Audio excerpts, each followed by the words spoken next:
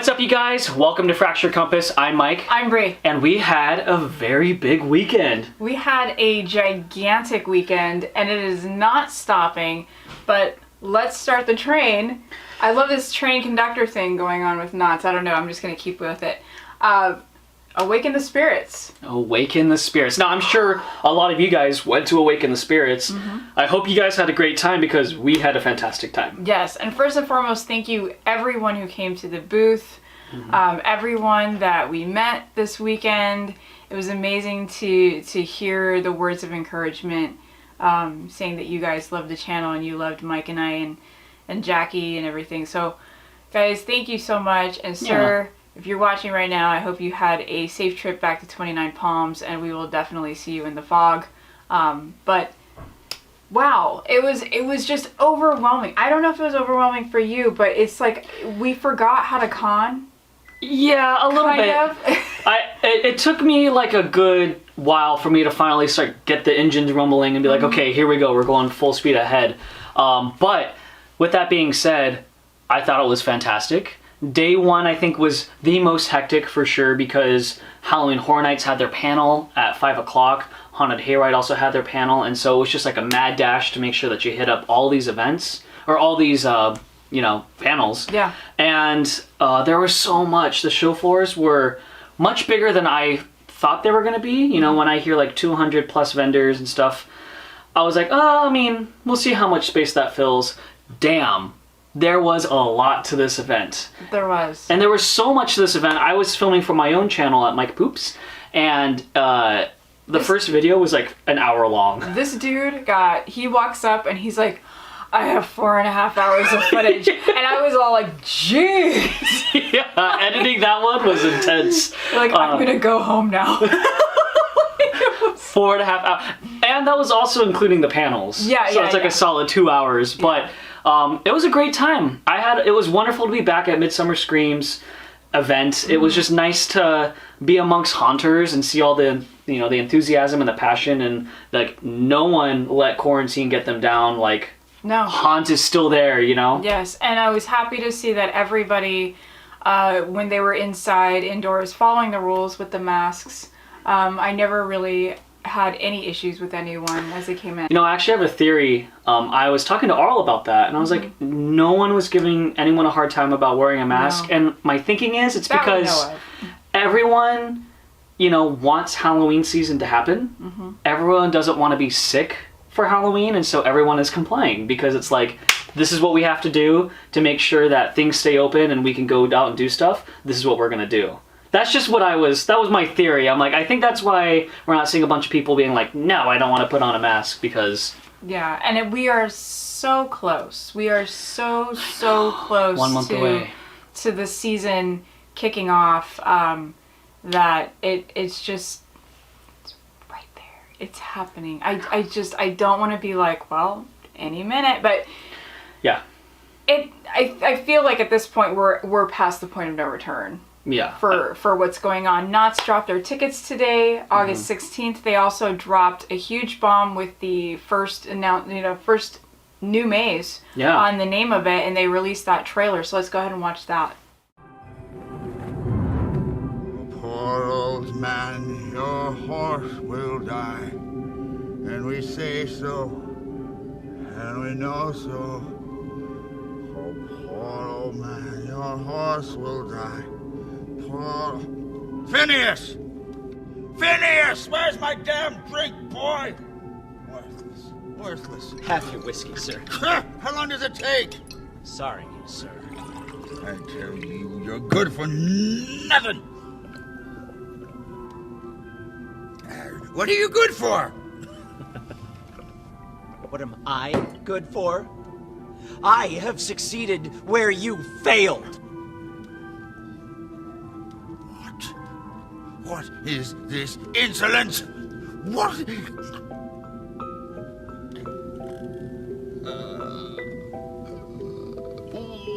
They say poison is for snakes.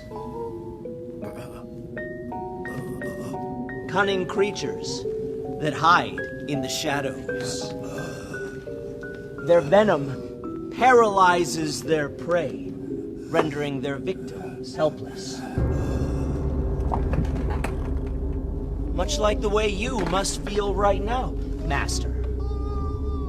But allow me to finish answering your question. I am good for a great many things. For fetching your drinks, for tending to your disgusting existence. But above all, I am good for succeeding where you could not. Yes.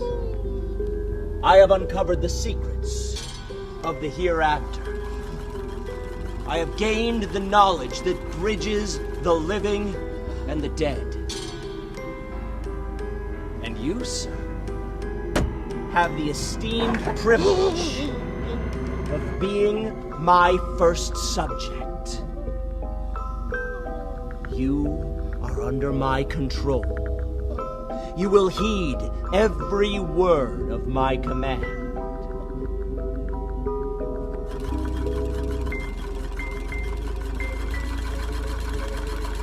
Ex animate, vivus, remaneat. Ex animate, vivus, remaneat. Ex animate, vivus, remaneat. Ex animate, vivus, remaneat. Ex animate, vivus, remaneat. You are free!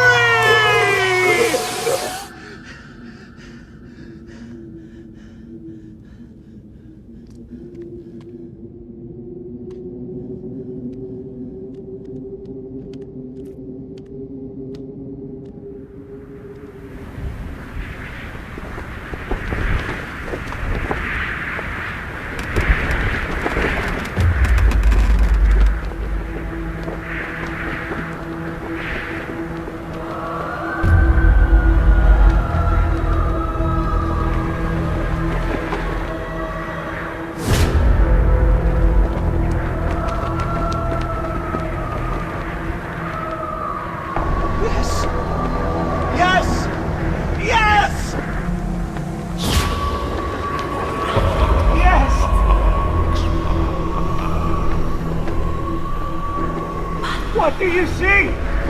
Tell me! Tell me all of the secrets!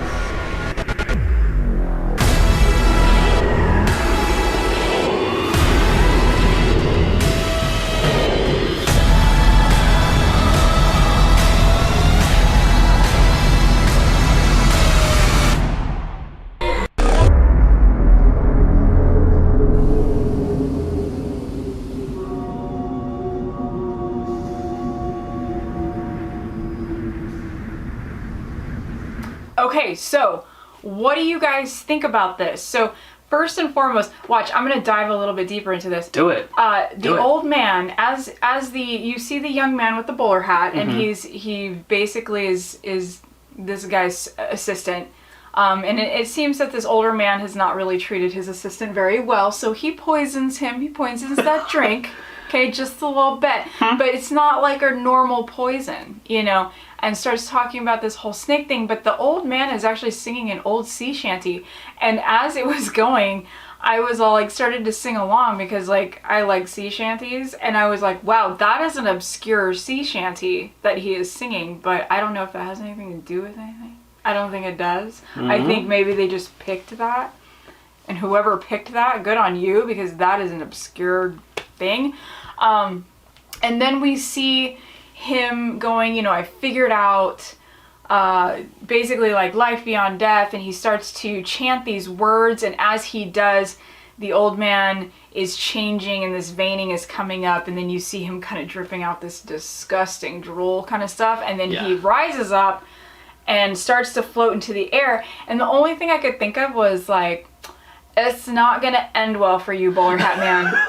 Like, you have no idea like what you have gotten yourself into kind of thing. And it was really scary. Actually, it was really thrilling and scary to me as this old man is lifted up and his eyes are glowing and he's looking down. I'm just calling him Bowler Hat Man. Bowler Hat Man. And I was all like, wow, that reminds me something of my childhood. It also reminds me of 13 Hatchet Manor where they had 13 Hatchet? Wait, 13 Axe Murder 13 Axe Murder Manor. I'm like, wait, Hatchet, yeah. Hatchet, Axe, you're there. Whatever. 13 Axe Murder Manor, where in one of the scenes when you walked through the maze, you had a floating, basically, I don't want to say like fortune teller, but medium, I want to say. You had a floating medium who was possessed and she was spinning around and stuff and she had these glowing eyes and it reminded me of that and it was super scary. So when I saw that, I was like, ooh, like I kind of got like a little childhood, like spooky, spooky moment for me. And then it goes out and then, the words mesmer come through and naming the maze. So I know a lot of people were like, is it going to be hooked to Carnival? Is it going to be a clown maze? It's not. I think it's just this guy, they're entertainers. They have this tent that you're going to be walking into, as we saw through pictures. And then it's going to go from there. So are we going into this nightmare of this guy basically trying to turn everybody into like zombie slaves or anything like that, and it doesn't go well for him or whatever? So intriguing. Yeah, and obviously, like, it's not, I don't feel it's so much connected to the Goring 20s at all. I think that's just going to be a standalone, because that's something else that we had talked about. Like, will the Goring 20s lead into this? Maze. But no, we don't think so. So this is a standalone, and this is an interesting concept, because I'm kind of getting black magic vibes. Yeah, a little bit. Yeah. I can totally see that. So, I mean, we're very excited for that. Hopefully it is good and it's a good replacement of Shadowlands, because Shadowlands did leave a big void to fill. Like, that was a great maze, and so hopefully this one will match those expectations. I think it will. But only time will tell. We'll see. So now we're moving from Not Scary Farm, and let's work our way towards Haunted Hayride. Yeah. They had a panel on Saturday at Awaken the Spirits. John Cook kind of talked a little bit about what to expect this year, and I am very excited about what he said. You were doing the booth at the time. I was doing the booth. I was watching. So the boys went out and very graciously they did the live stream for you guys. So that was awesome of them to do that, so they could bring it to you. And so I was at the booth watching the live stream, but also like, interacting with everyone. So I was excited. They are going to bring, as far as I know,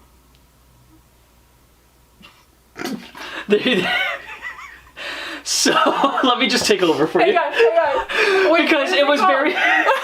Bree the entire time was like, she was like trying to hear, but the hall was so loud. The hall was so loud. So she was like, what's happening? So I'll just take over for this one.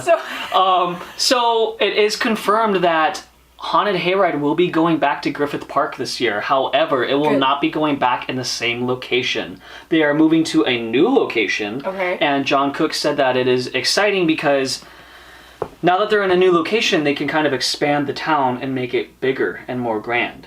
Midnight Falls. Midnight Falls, there, baby. There. Finally came in my brain. You're like... It's been a long weekend. Yes, it has.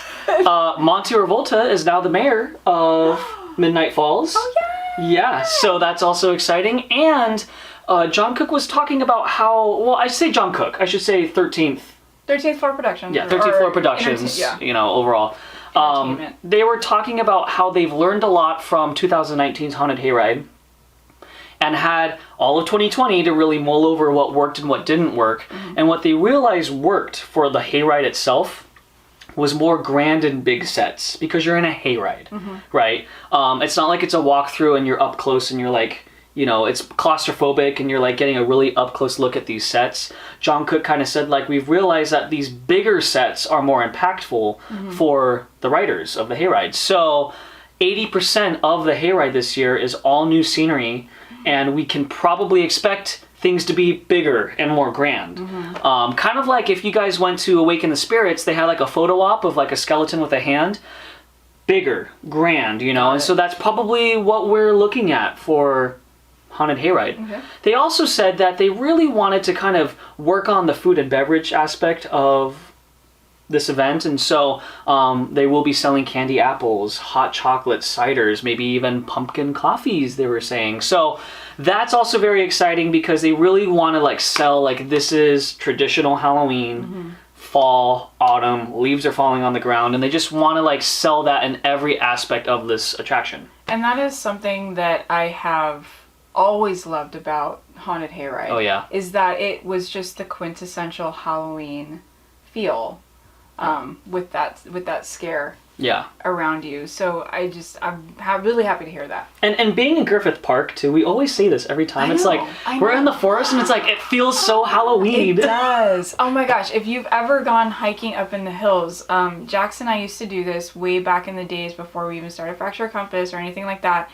is when we went to Haunted Hayride 2014, we would go up, we actually would get there really early, and then we would actually hike up into the hills, like way up above the sets and everything, and when you look down, the whole place just glowed orange. Oh, yeah. Like, I mean, there was so much orange light, there was so much orange lights, and they even had a station that you could actually carve a pumpkin. Like, you could carve your own jack-o'-lantern, and you could like, and I remember just carrying my little pumpkin around like the whole night, and it was amazing. And so for me, like, Haunted Hayride will always kind of have that little nostalgia and that feel. Absolutely. I go to Haunted Hayride, and when I leave Haunted Hayride, it's like, fall, October. Oh, yeah. You know, you just get that vibe. So very excited that Haunted Hayride is returning to Griffith Park. I think Griffith Park lends itself perfectly to the aesthetic, and we're excited to go and check that out. If you guys did go to the panel, you guys got free general admission tickets. So tickets have not gone on sale yet. As a matter of fact, let me just read the text message, because what they did is they had you text a word to a phone number to get the code. And what the code says is, hold on, sorry. So wait until September 8th at 12 p.m. Pacific time to buy tickets. So it is very safe to assume that tickets are going to go live September 8th at 12. That's exciting. So look out for that. Don't skip out on Hayride. Hayride is a great time. And now let's move on to Halloween Horror Nights. This one was huge. This was a big, big drop. Yeah. John Murdy flew in from Ireland to kind of discuss basically like the history of why he loves the Universal Monster so much.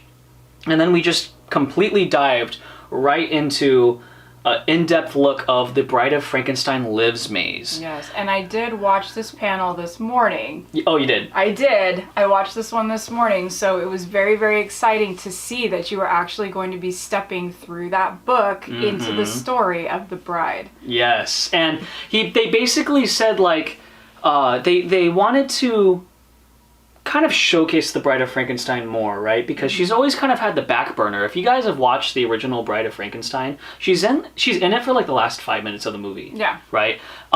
She's a great character. She's so iconic, and so I'm really happy that they're kind of giving her the spotlight. And they're also giving other Universal monsters the spotlight in this maze, particularly the Dracula Brides. So 3 of them, right? Yes. Dracula has 3 brides traditionally. Yeah. And they're going to be stalking her throughout this maze. Yes, but do you see the savageness of the bride? Oh, yeah. Having, like, all of a sudden decided to experiment on the vampires and everything like that. So that is not a new thing that people have done. Nope. It has been in the past. So, yeah, because of their regenerating powers and, like, all that. Oh, well, we should also mention that the point of this maze is that the Bride of Frankenstein is trying to revive Frankenstein. Bring him back to life. All the while, the 3 brides from Dracula are kind of like stalking her and attacking her, and so she's dealing with that, along with trying to save Frankenstein. And she gets the clever idea that, okay, well, wait a minute, if the brides can live forever, I'm gonna take their blood. Yeah. And so there will be a scene where the bride is killing people and feeding them to the vampires because she's keeping them captive and doing experiments. I don't want to give away the entire thing. If you guys want to watch the panel, please check out Fracture Compass's video of the Halloween Horror Nights panel. It's great, and you guys can get all the in-depth information. But what we really wanted to take away from this is that Bride of Frankenstein Lives seems like it's going to be really, really fun. Yes, the evolution of the bride is amazing to watch, so please check that out.